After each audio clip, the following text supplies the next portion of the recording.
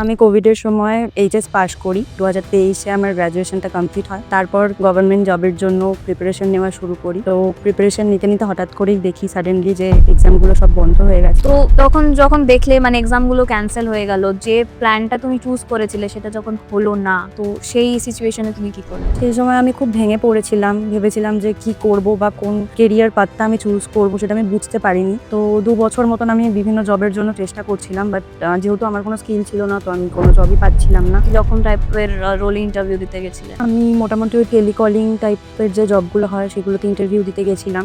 কিন্তু সেগুলো খুব একটা আমার পছন্দ হয়নি। সুটেবল লাগেনি। তারপর কর্মসংস্থানেও আপনাদের অ্যাড দিশানের অ্যাড দেখি। তো সেখান থেকে আমার একটুখানি ভালো লাগে আরকি।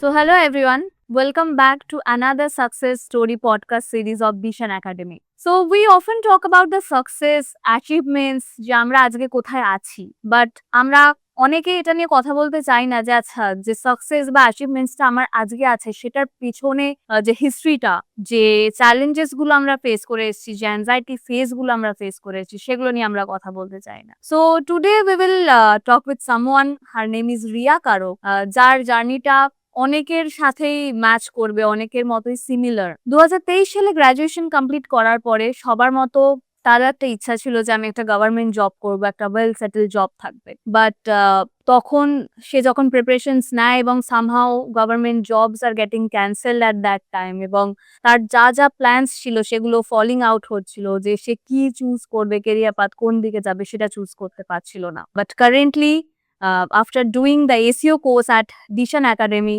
she got a paid internship and say somehow কোথাও গিয়ে Dishan Academy তাকে হেল্প করেছে সেই জার্নিটাকে, সেই স্ট্রাগলার জার্নিটাকে ওভারকাম করে একটা সাকসেস, একটা ক্যারিয়ার পাথটাকে চুজ করা। তো চলুন তার সাথে আমরা কথা বলে নিই। So hi Riya, thanks for joining this podcast. Welcome to you. Thank you ma'am. So Riya, তোমার জার্নিটা দিয়ে শুনতে চাইবো আগে, যে তুমি আফটার কমপ্লিটিং ইউর এইচএস তুমি কি নিয়ে পড়াশোনা করেছিলে, and you can say that before joining decision তোমার জার্নিটা যদি তুমি একটু সবাইকে বলো। আমি কোভিডের সময় এইচএস পাস করি। তো তারপরে আমি জার্নালিজম নিয়ে পাশেই একটা কলেজে ভর্তি হই। তো সেখানে আমার 2023-এ আমার গ্র্যাজুয়েশনটা কমপ্লিট হয়। তো তারপর কিছুদিন পর থেকে আমি গভর্নমেন্ট জবের জন্য প্রিপারেশন নেওয়া শুরু করি। তো প্রিপারেশন নিতে হঠাৎ করেই দেখি সাডেনলি যে এক্সামগুলো সব বন্ধ হয়ে গেছে। তো সেই সময় আমি ডিমোটিভেট হয়ে পড়ি। তো তারপর থেকে আমি 2 বছর মতন বসেছিলাম। একটা আসে, সবারই একটা আসে যে আমরাও লাইফে একটা সাকসেসফুল হব, একটা সরকারি চাকরি করব, সেটার জন্যই তুমি চুজ করেছিলে সেটা। তো তখন যখন দেখলে এক্সাম গুলো ক্যান্সেল হয়ে গেল, যে প্ল্যানটা তুমি চুজ করেছিলে সেটা যখন হলো না, তো সেই সিচুয়েশনে তুমি কি করলে? সেই সময় আমি খুব ভেঙে পড়েছিলাম। ভেবেছিলাম যে কি করব বা কোন কেরিয়ার পাথটা আমি চুজ করব সেটা আমি বুঝতে পারিনি। তো 2 বছর মতন আমি বিভিন্ন জবের জন্য চেষ্টা করছিলাম। বাট যেহেতু আমার কোনো স্কিল ছিল না, তো আমি কোনো জবই পাচ্ছিলাম না। তো তুমি বললে যে তুমি জবের জন্য ট্রাই করেছিলে, তো কি টাইপ অফ জবস এ তুমি এপ্লাই করেছিলে, কিরকম টাইপের রোল ইন্টারভিউ দিতে গেছিলে? আমি মোটামুটি ওই টেলিকলিং টাইপের যে জবগুলো হয় সেগুলোতে ইন্টারভিউ দিতে গেছিলাম। কিন্তু সেগুলো খুব একটা আমার পছন্দ হয়নি। সুটেবল লাগেনি।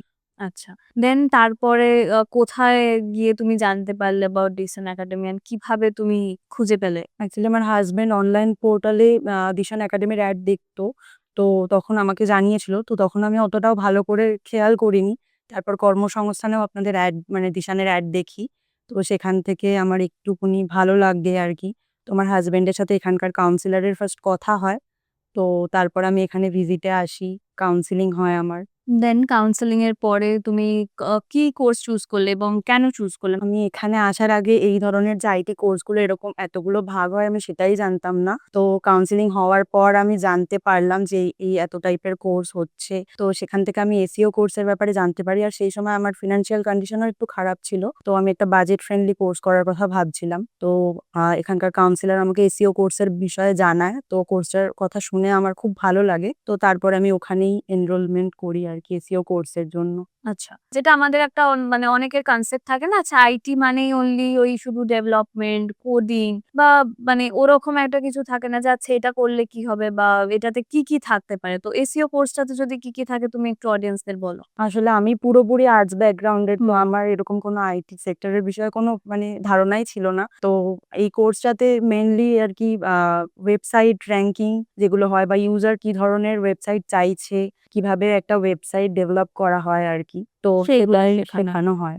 এটা অনেকেরই থাকে যে আচ্ছা মানে একটা শেখানো হচ্ছে মানে something like a college type of বা ইউনিভার্সিটি টাইপ অফ একটা অনেকের ভাবে যে আচ্ছা ঠিক আছে ভর্তি হয়ে গেলাম ক্লাস হবে অ্যান্ড দেন হয়ে যাবে কিছু একটা। তো এরকম ভাবে কি হয় নাকি প্রপার গাইডেন্স দিয়ে শেখানো হয়? না, না একদমই না। এখানে যেমনভাবে শেখানো হয় প্লাস লাইভ সেইভাবে প্র্যাকটিক্যালও আমাদের শেখানো হতো। তো সেটা আমার সবথেকে বেশি ভালো লেগেছে যে পড়ানোর সাথে, সাথে প্র্যাকটিক্যালি কাজগুলো শেখানো হচ্ছিল।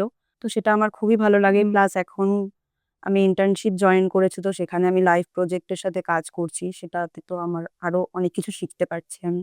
মানে যেহেতু তুমি বললে যে তোমার আইটি রিলেটেড কোনো নলেজ ছিল না বা তুমি একদম ওটা হয় না পুরো নুবিশ টাইপের ছিলে নলেজ ওর দিকে যে আচ্ছা এসইও কি হবে বা কি এক্সাক্টলি আমার ভ্যালু অ্যাডিশন করতে পারবে। তো যখন তুমি কোর্সটায় ভর্তি হলে বা যখন তুমি ক্লাস করতে স্টার্ট করলে তখন কি এরকম কিছু লেগেছিল যে আচ্ছা আমি এটাও কি করতে পারবো বা পারবো না এরকম কিছু লেগেছিল? না, এখানে মানে স্যার যে আমার ট্রেনার ছিল সে এত ভালোভাবে ক্লাস করিয়েছে বা বুঝিয়েছে। আমার সেরকম কোনো প্রবলেম হয়নি। ইজি লেগেছে। হ্যাঁ। হুম। তো রিয়া তোমাদের এই যে গ্রুমিং বা পার্সোনালিটি ডেভেলপমেন্ট যে ইন্টারভিউ প্রিপারেশন এর ক্লাসগুলো হতো সেগুলো তোমাকে কতটা হেল্প করেছে? হ্যাঁ, আমাকে অনেকটাই হেল্প করেছে ইন্টারভিউ ক্র্যাক করার জন্য। তো রিয়া তুমি যখন কোর্সটা অ্যাডমিশন নিয়েছিলে তোমাদের কি কমিটমেন্ট দেয়া ছিল কোর্স রিগার্ডিং যে কিরকম কি কোর্স 10 ইয়ার্স থাকবে, কি ইন্টার্নশিপস বা যেটা আমাদের বলা হয় সেটা কি আমাকে বলা হয়েছিল যে আ আ 6 মান্থস এর কোর্স ছিল এটা এসইওর, এবং তারপর 3 মান্থস এর ইন্টার্নশিপ করানো হবে সেটা বলেছিল। কোর্স কমপ্লিশন এর পরে? হ্যাঁ। ওকে। তো আ আমার কোর্সটা কমপ্লিট হতে আ আরো কিছুদিন বাকি ছিল। তো আমার ফাইনাল এক্সামটা হয়নি। তার আগেই আমি ইন্টার্নশিপের জন্য সিলেক্টেড হয়েছি।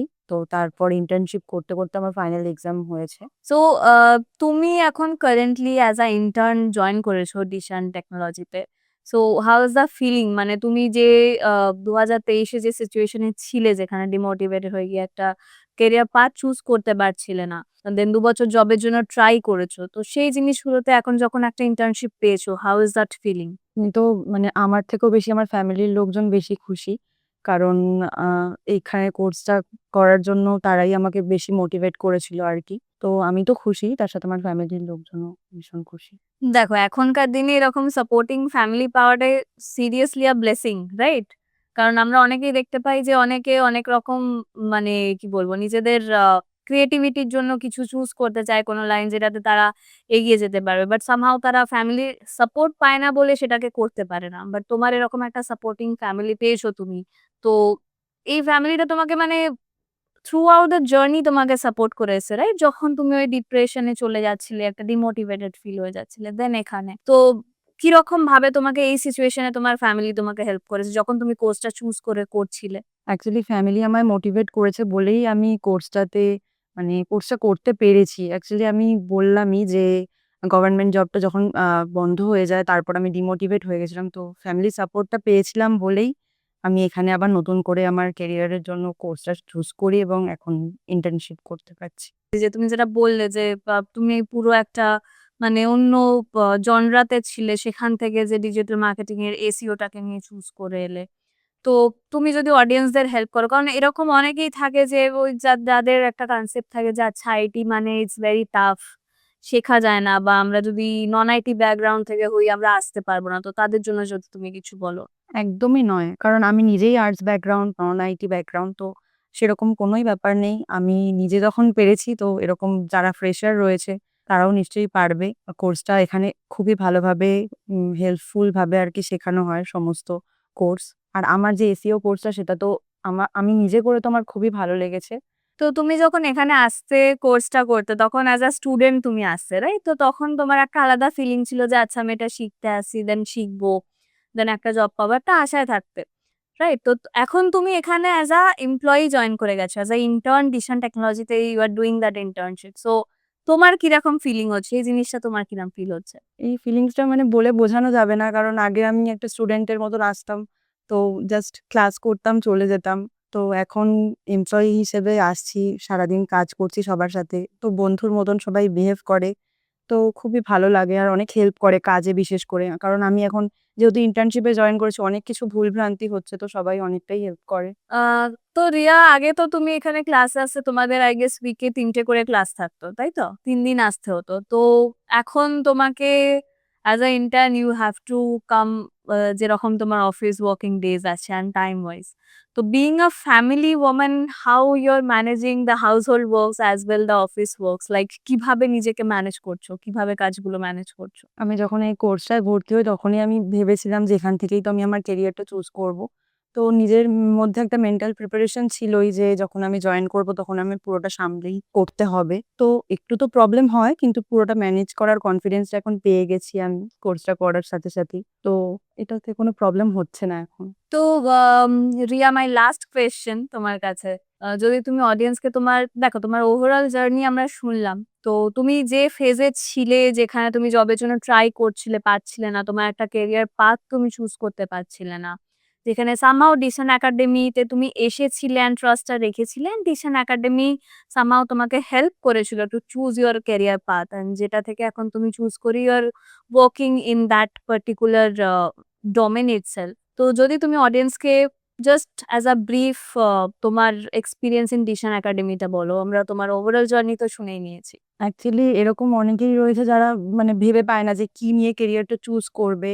তো তাদেরকে আমি বলব যে যদি আইটি ব্যাকগ্রাউন্ড মানে আইটি ব্যাকগ্রাউন্ডের হয় বা নন আইটিও হয়, যদি আইটি ফার্মে কিছু করার থাকে তো তারা এখানে কোনো স্কিল ডেভেলপমেন্ট করে, কোনো কোর্স করে অবশ্যই জবের জন্য এগোতে পারে। তো যেটা আমার হেল্প হয়েছে। কারণ আমি এইসব বিষয়ে সত্যিই কিছু জানতাম না। তো এখানে এসে আমার কাউন্সেলিং হওয়ার পরেই আমি জেনেছি। তো আমি যদি পারি তো মোটামুটি ফ্রেশার যারা রয়েছে তারাও নিশ্চয়ই পারবে। So thank you so much, Ria, for joining this podcast and sharing your journey, sharing your overall journey, তোমার struggle এর days এর কথা এবং এখন যেখানে তুমি আছো সবকিছু experience share করার জন্য আমাদের audience এর সাথে। And we're really glad যে somehow Dishan Academy helped you to choose your career path, and we really wish you all the best for your future. Thank you ma'am. Thank you so much.